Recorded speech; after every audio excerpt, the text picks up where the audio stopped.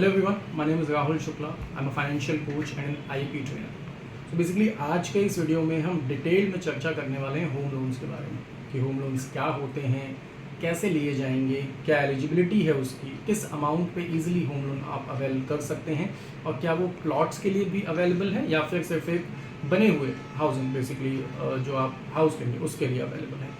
बहुत डिटेल में आज हम चर्चा करने वाले हैं, तो अगर आपके पास पेन और पेपर हो तो नोट कर लीजिएगा, अदरवाइज इस वीडियो को पूरा देखिएगा। ये वीडियो में आपके सारे जो भी डाउट्स आने वाले हैं वो सारे डाउट्स क्लियर हो जाएंगे, राइट। तो सबसे पहले होम लोन है क्या। होम लोन का बेसिक मतलब होता है कि आप एक घर खरीद रहे हैं, you don't have enough amount कि आप सारा पैसा नगद या कैश दे करके उसको खरीद लें, तो आप कुछ एक amount as a down payment जमा करते हैं और बाकी पैसों को आप क्या करते हैं, बैंक से कर्जा लेते हैं, बैंक से आप लोन लेते हैं। इंडिया में बेसिकली ऐसा माना जाता है या ऐसा कहा जाता है, गवर्नमेंट की ऐसी बहुत सारी स्कीम्स हैं जहां पर घर खरीदने पर गवर्नमेंट आपको प्रमोट करती है कि सर आप घर खरीद लीजिए और हम आपकी हेल्प करेंगे उसमें, तो उन स्कीम्स का बेनिफिट भी आपको देखने को मिल जाता है। अब होम लोन लिया कहाँ से जाएगा, पहले तो ये होम लोन की अंडरस्टैंडिंग की क्या होता है, देन लिया कहाँ से जाएगा। होम लोन बैंक से मिलता है आमतौर पर। बैंक्स कई तरह की हैं, पब्लिक सेक्टर बैंक्स हैं, प्राइवेट सेक्टर बैंक्स हैं, हाउसिंग फाइनेंस कंपनीज हो सकती हैं जो बेसिकली डेडिकेटेड हैं सिर्फ हाउसिंग को ही प्रमोट करने के लिए, आप वहाँ से लोन ले सकते हैं। या फिर लास्ट का ऑप्शन है NBFC, non banking financial corporation, वहाँ से भी होम लोन लिया जा सकता है। अब सबसे इम्पॉर्टेंट चीज़ है इसकी एलिजिबिलिटी, कि कैसे होम लोन मुझे मिलेगा, कौन एलिजिबल है होम लोन के लिए। तो देखें, होम लोन हर कोई व्यक्ति अवेल कर सकता है, बस उसका अगर सिबिल स्कोर ठीक हो। क्रेडिट स्कोर, सिबिल स्कोर का मतलब होता है क्रेडिट स्कोर। आप चाहें तो मेरी ऑलरेडी एक वीडियो में डाल चुका हूँ सिबिल स्कोर पे, आप उसको जाके चेक कर लीजिएगा, मैं उसको आई बटन में भी टैग कर दूंगा, वहाँ से आप उस सिबिल स्कोर वाली वीडियो को देख सकते हैं। उसके बाद सिबिल स्कोर अगर आपका ठीक है, यानी 750 से आसपास या उससे ज़्यादा है, तो डेफिनेटली आप होम लोन के लिए एलिजिबल हैं।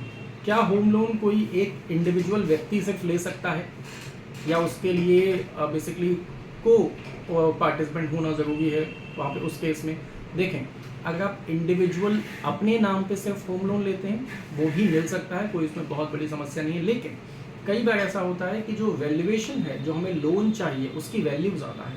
फॉर एग्जांपल मुझे 30 लाख का लोन चाहिए, बट मेरी इनकम उतनी ज़्यादा नहीं है, मेरी जो सैलरी है वो उसको सूट नहीं कर रही है, उतनी एलिजिबिलिटी सैलरी से नहीं बन रही, तो मैं क्या कर सकता हूँ, एक को एप्लीकेंट बना सकता हूँ। को एप्लीकेंट कौन होगा, वो मेरी वाइफ हो सकती है, मतलब आपके स्पाउस हो सकते हैं, आपकी फैमिली में मदर या फादर कोई हो सकता है, आपके छोटे बड़े भाई बहन हो सकते हैं।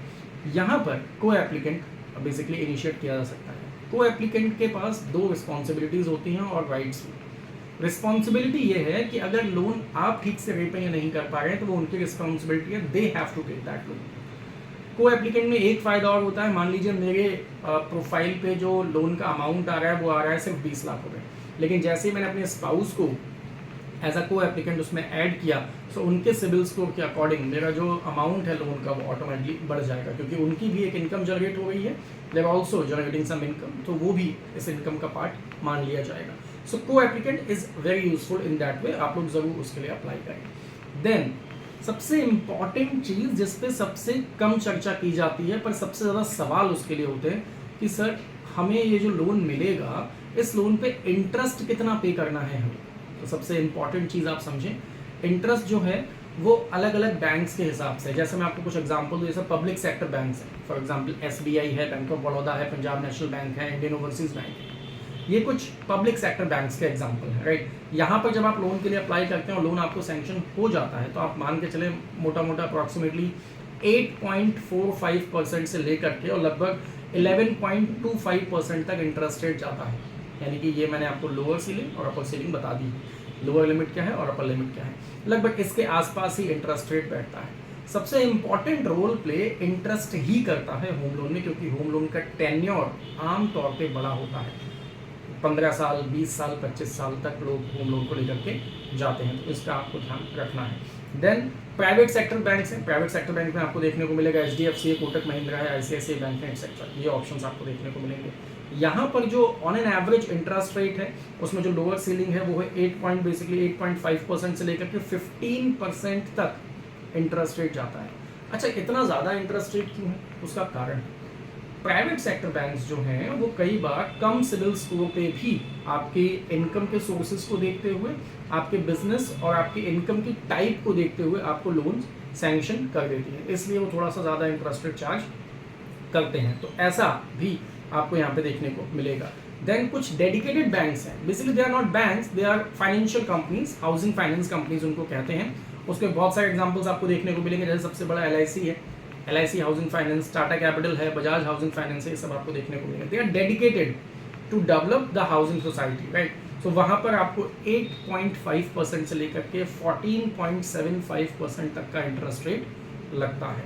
ये एक बहुत ही इम्पॉर्टेंट सोर्स है, ध्यान से इसके बारे में आप समझें, नोट डाउन भी कर लिया कि ज़रूरत पड़े, अदरवाइज आप वीडियो को पूरा ज़रूर देखें और दोबारा रिवाइंड करके भी आप इसको देख सकते हैं। अगली जो सबसे इम्पॉर्टेंट चीज़ है यहाँ पर वो है इंटरेस्ट रेट के types. Yes, you heard it right, interest rate के भी टाइप्स हैं। ऐसा नहीं है कि बस एक तरह से इंटरेस्ट रेट हमने डिसाइड किया उसी पे पेमेंट हो जाएगा, नहीं, we have types of interest rate. सबसे पहला आपको देखने को मिलेगा फिक्स्ड इंटरेस्ट रेट, जहाँ पे एक इंटरेस्ट रेट फिक्स हो जाएगा। फॉर एग्जांपल 10% का इंटरेस्ट रेट फिक्स हो गया या 8.5% का through out the loan tenure, आपको पूरे लोन टेन्योर में वही इंटरेस्ट रेट लगेगा, राइट। हालांकि डिमिनिशिंग ऑर्डर में लगेगा, लेकिन वही इंटरेस्ट रेट लगाया जाएगा।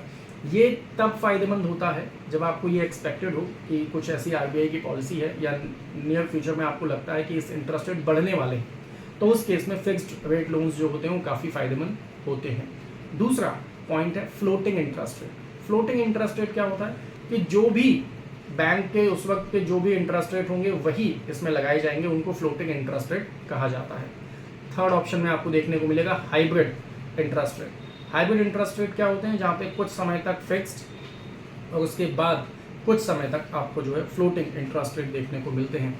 If you are a women, और कई बार ऐसा होता है कि सर जो मेल मेम्बर है फैमिली में उनके सिविल स्कोर अगर ठीक नहीं है तो वो अपनी जो उनके स्पाउस हैं या फैमिली में जो भी वुमेन मेम्बर हैं, अगर आप उनके नाम से लोन लेते हैं या उनको प्राइमरी एप्लीकेंट बना के लोन लेते हैं, तो उस केस में 0.05% का इंटरेस्ट रेट में कंसेशन आपको मिल जाता है, which is in a longer period of time काफ़ी अच्छा खासा अमाउंट हो जाता है। सो प्लीज़ मेक श्योर कि ये सारी चीज़ें आपको यहाँ पे ध्यान में रखनी है। डॉक्यूमेंट्स के लिए आपको क्या चाहिए, आपके पास एक एड्रेस प्रूफ चाहिए, एक ID प्रूफ चाहिए, आपका वोटर ID कार्ड, आधार कार्ड, ड्राइविंग लाइसेंस, पासपोर्ट, कुछ भी है, आपका काम हो जाएगा। But you must have a pan card, you must have a saving bank account, plus आपके पास अगर 3 साल की ITR है, इनकम टैक्स रिटर्न्स, तो वो भी काफ़ी हेल्पफुल यहाँ पर होती हैं।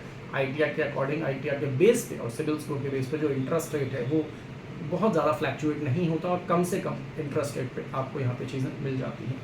बात आए प्रोसेसिंग फ़ीस की आती है, तो ऑन एन एवरेज जो प्रोसेसिंग फ़ीस है वो लगभग 1 से 1.5% के आसपास लगती है लोन अमाउंट की। इतना ही अमाउंट लगभग प्रोसेसिंग फ़ीस के लिए जाता है, राइट। इससे ज़्यादा किसी भी तरह का कोई और खर्चा है तो वो उसमें नहीं होता, राइट। सो आई होप कि जो भी मैंने आज के इस वीडियो में डिस्कस किया है वो डेफिनेटली आप सभी के लिए काफ़ी हेल्पफुल रहेगा।